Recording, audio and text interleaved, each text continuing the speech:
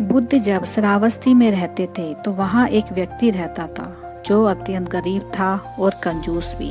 उसके पास एक ही चादर थी जिसे वह और उसकी पत्नी दोनों ही ओढ़ते थे। एक दिन वह व्यक्ति बुद्ध के धम्मोपदेश सुनने के लिए गया। वापस आकर उसने सोचा कि यह चादर वह तथागत को भेंट कर दे। पुनः कंजूसी में उसका मन बदल गया।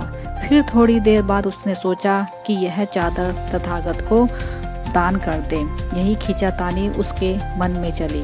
अंत में उसने वह चादर तथागत के चरणों में भेंट कर दी और जोर जोर से चिल्लाने लगा, मैं जीत गया, मैं जीत गया।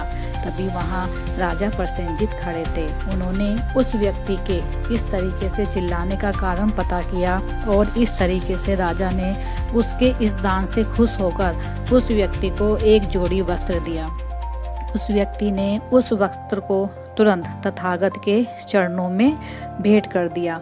पुनः राजा ने उसके इस दान से खुश होकर के उस व्यक्ति को 32 जोड़े वस्त्र दान में दिए। उस व्यक्ति ने उनमें से 2 जोड़े वस्त्र अपने पास रख लिए और 30 जोड़े जो वस्त्र थे शेष वो उसने तथागत के चरणों में तुरंत भेंट कर दिए।